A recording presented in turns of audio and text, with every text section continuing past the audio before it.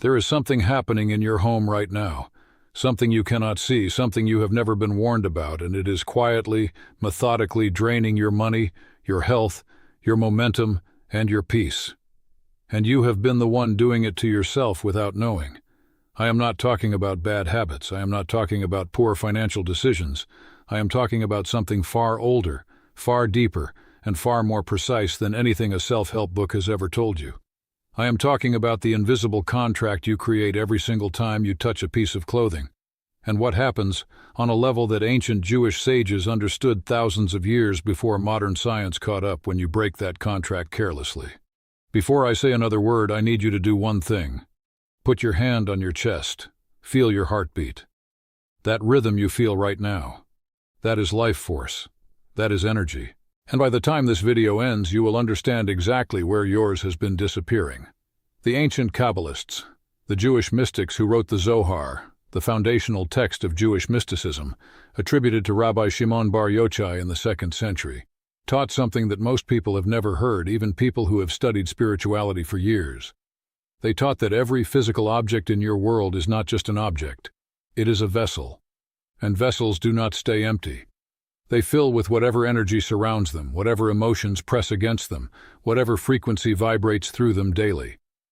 Your clothing is the most powerful vessel in your entire home. Not your furniture, not your walls, not your photographs, your clothing, because clothing is the only object in your life that presses against your skin for hours every single day. It absorbs you. It records you. And when you release it without understanding what you are releasing, you do not walk away lighter. You walk away fractured. Let me go back further, because this truth is older than most people realize. In the Torah, when Adam and Eve were removed from the Garden of Eden, God did not simply send them out. God made garments for them. The Hebrew word is kitanet, a tunic, a covering. The rabbis ask why. They already had leaves. Why would the creator of the universe take the time to make clothing for two people? And the answer the sages give is not about modesty, not in the shallow sense we understand it today. It is about dignity. It is about transformation. God was saying, you are about to enter a world of struggle, and your clothing will be the bridge between who you are in your raw, vulnerable interior and who you become when you meet that world with intention. The Talmud records that Rabbi Yoshanan, one of the greatest sages of the 3rd century, referred to his clothing as makabdutai, the things that honor me. He did not call them fabric. He did not call them possessions. He called them the things that carry his honor into the world. When he aged and could no longer wear his finest garments, he wept. Not from vanity, from understanding. He knew that clothing is not decoration. Clothing is an extension. Now think about your own wardrobe. Think about the shirt you wore during the worst year of your life. The jacket you had on when you received devastating news. The dress you wore to an interview where you were rejected 3 times in a row. The pajamas you slept in for weeks during a depression you never quite put into words. Those garments absorbed every moment of that experience. Every anxious thought you cycled through while wearing them. Every wave of grief, every sleepless night, every prayer that felt unanswered. The Kabbalistic term for this is reshimu, an imprint, an impression left behind, like a fingerprint pressed into soft clay before it hardens. Modern science has begun to catch up to this in ways that would have shocked people 50 years ago. Researchers studying what is called embodied cognition have demonstrated that what we wear changes how we think and how we perform. A famous study from Northwestern University coined the term enclothed cognition, the finding that clothing literally changes the psychological processes of the person wearing it. People who wore lab coats performed with dramatically higher attention and precision. People who wore clothing associated with confidence reported higher self-esteem and better outcomes in negotiations. This is not superstition. This is neuroscience confirming what the Zohar encoded centuries ago. Your clothing shapes your inner world, and your inner world has been leaving traces in your clothing every single day. But here is where it becomes urgent. Here is where the ancient warning applies. Most people, when they decide to clean out their closets, when they feel that modern impulse toward minimalism, toward freshness, toward letting go, they do something that looks generous on the outside but is spiritually catastrophic underneath. They bag everything up. They throw it in a donation bin. They feel light for a day.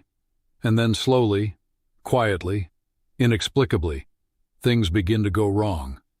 Money slips through fingers that were holding it fine before. Opportunities appear and dissolve before they can be grasped. Health issues surface with no clear origin. Relationships that seemed stable began to fray. And nobody connects to it. Nobody looks at that moment 3 months ago when they donated 30 pieces of clothing without a single conscious thought and says, that is when the leak began. The Kabbalists called this kind of energetic rupture a brera, an incomplete separation. When you pour yourself into a vessel for years and then discard that vessel carelessly, you do not leave that vessel behind. Part of you goes with it. The cord does not sever itself just because you move the object to a different location. Rabbi Elimelech of Lizhensk, the 18th century Hasidic master whose teachings still circulate in traditional Jewish communities today, wrote something that most people outside those communities have never read. He said that every object that serves a person faithfully absorbs a portion of that person's divine light. When the object is transferred to another person without proper separation, the light of the original owner remains partially trapped in the object, creating what he described as spiritual confusion for both parties. Not metaphorical confusion, literal energetic disorder. The person who donated the item walks around incomplete, wondering why something feels off. The person who received the item carries impressions that are not theirs, emotions they cannot source, patterns they cannot explain. Let me tell you about a man named Samuel. He was 44 years old, a project manager in London, disciplined, educated, spiritually curious but not superstitious in any way he would have recognized. Over the course of 18 months he had rebuilt his life after a brutal divorce. He lost 15 kilos. He rebuilt his confidence. He cleared out his flat completely, furniture, books, photographs, and clothing. He donated 6 large bags of clothing to a charity shop, everything from his marriage. He felt, in his words, like he had been released from prison. Within 8 weeks the nightmares started. He dreamed of his ex-wife wearing his clothing. He dreamed of strangers walking through rooms that used to be his. His sleep became fragmented. His focus at work collapsed. He was passed over for a promotion he had been promised. A financial investment he had made the previous year and all but forgotten suddenly surfaced with a significant loss. He went to see an elder in his Jewish community, a man who had studied Kabbalah for decades. The elder asked one question: "Did you release your possessions with blessing or with urgency?" Samuel did not understand the question at first. Then he understood it completely. The elder explained what the sages had always known. The clothing from his marriage carried not only his pain, it also carried his identity during that period. His fear, his hope, his longing, his grief. All of that energy had been handed to strangers in a charity shop, without ceremony, without gratitude, without severance. And it was still his, vibrating in the world without direction, without protection, without closure. They performed what the Kabbalistic tradition calls a hafsaka, a sacred separation, a deliberate, intentional cutting of the energetic cord. And I will show you exactly how to do this for yourself, completely, step by step, in just a few moments. Because whether you have donated clothing last week or last decade, whether you are holding on to garments right now that carry the weight of your hardest years, this process works retroactively. The Zohar teaches that consciousness applied with sincerity reaches across time. What was done carelessly can be corrected deliberately. But first, understand the 3 specific ways this careless release damages your life. Because once you see the mechanism clearly, you will never donate another piece of clothing the same way again. The first is what the Kabbalists called hitpashtut, the spreading or dispersal of vital force. Your personal energy, your life force, is not limitless. It is a field. And like any field, it can be pulled in too many directions until it loses coherence.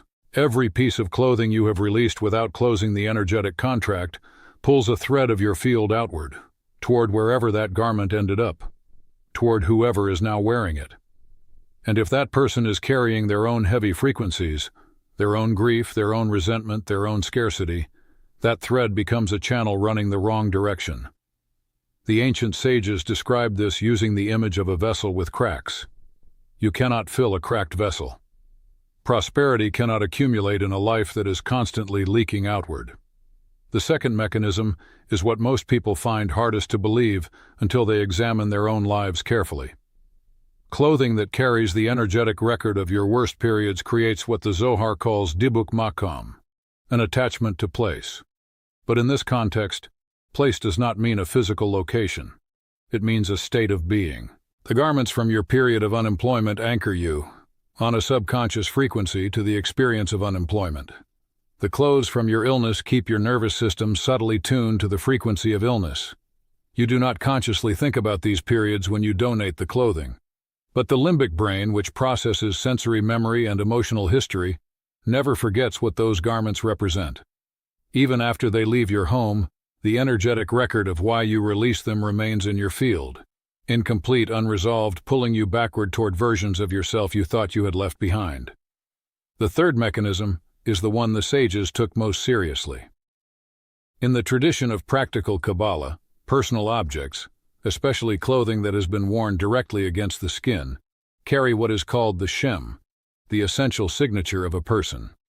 Your Shem is not just your name, it is your unique energetic fingerprint.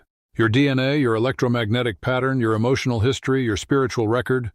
In the wrong hands, and by wrong hands I do not mean anything dramatic or theatrical, simply in the hands of someone who carries deep envy toward you, or significant resentment or unresolved hostility, your Shem, your signature, becomes a point of connection that you did not authorize and cannot easily detect. The Torah does not prohibit these practices as superstition. It prohibits them because they are real. Deuteronomy 18 is not warning against imaginary things. When the texts of the most ancient and surviving civilization on earth build legal prohibitions around something, the wise response is not dismissal. It is attention. And the wise response to all of this is not fear. The wise response is exactly what I am about to give you. Here is what I want you to understand before I walk you through the ritual. The point is never to live in anxiety about your possessions. The Kabbalistic path is not a path of fear. It is a path of consciousness, of waking up to the reality of how energy actually moves through your life, through your objects, through your relationships, through your home. The sages who taught these principles did not live in paranoia. They lived in extraordinary intentionality. Every action had weight. Every release had a ceremony. Every transition had a blessing. Not because the world is full of danger, but because the world is full of meaning. And you deserve to live with the full weight of that meaning working in your favor. So here is the three-part process. This is drawn from the Kabbalistic tradition of sacred separation, the Hafsaka ritual, adapted for practical use in your life today. You can do this for clothing you are about to release. You can do this retroactively for clothing you released years ago without ceremony. And you can do this for any personal object that has absorbed your energy over a significant period of time. The first part is physical and energetic cleansing. Before you release any garment, wash it. This seems simple, but what I am describing is not a mechanical wash. As the water moves through the fabric, speak.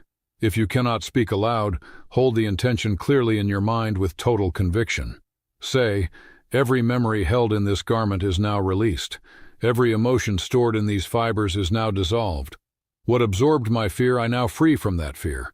What absorbed my struggle, I now free from that struggle. This cloth no longer carries my history. It is made clean. Then, and this is the step most people skip, place the garment in direct sunlight for a minimum of 3 hours. The Zohar teaches that sunlight is the physical expression of what it calls Or Haganuz, the hidden primordial light that God created before the physical sun. That first light exists concentrated in every ray of sunlight that touches the earth. When you expose a garment to direct sunlight after washing it with intention, you are not just drying it. You are using one of the oldest energetic purification methods ever documented across virtually every ancient culture, Jewish, Chinese, Egyptian, Celtic, because every ancient civilization that lived closely with the natural world recognized that the sun dissolves what stagnates, neutralizes what lingers, and resets what has been imprinted. If sunlight is not available, pass the garment slowly through the smoke of high-quality frankincense, the same incense used in the temple in Jerusalem, or white sage, or sandalwood. Fire transmutes. Smoke carries what was dense and makes it light. The second part is the conscious severance.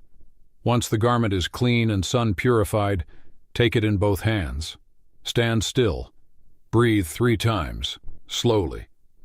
In through the nose, out through the mouth. Then look at the garment and say, with full voice and full presence, "What was mine is now complete." The chapter this clothing held is closed with gratitude. I sever every energetic cord between my soul and this object with love, with intention, and with finality. My vitality returns to me. My blessings remain rooted in my life. My prosperity does not leave with this garment.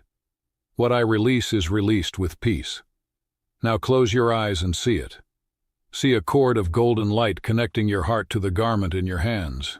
See it clearly, the warmth of it, the years it represents, every experience that thread contains. And then see a pair of silver scissors appear in the space between you and the garment. Your will, your conscious decision taking the form of a blade. Watch those scissors cut the cord cleanly, completely, gently. Watch your end of the cord return to your heart and be reabsorbed. Every fragment of energy that had gone out into that garment now flowing back into you, back into your field, back into your life. Watch the other end of the cord dissolve into neutral light. No charge, no history, just light. This is not imagination, this is what the Kabbalistic tradition calls yichud, a unification of intention and reality. When you perform this act with genuine focus, you are not pretending. You are doing something real. The mystics knew this. The modern science of neuroplasticity now confirms that conscious visualization with emotional engagement creates genuine neurological change. The brain does not distinguish between vividly imagined and externally experienced events. You are closing a circuit that has been open. You are completing something unfinished. If the garment is associated with trauma, a period of abuse, a profound loss, an illness, a time when you did not know if you would survive what you were going through, add this. Hold the garment and recite Psalm 91. The one that begins, "Whoever dwells in the shelter of the Most High will rest in the shadow of the Almighty." This psalm has been used as a protective prayer in Jewish tradition for over 2,000 years. It does not matter what your religion is. It does not matter if you consider yourself spiritual or secular. The intention behind ancient sacred text has accumulated weight across millennia. Use it. It creates a protective boundary around your energy as you release the object, ensuring that what you let go of does not pull anything else out with it. The third part is intentional redirection.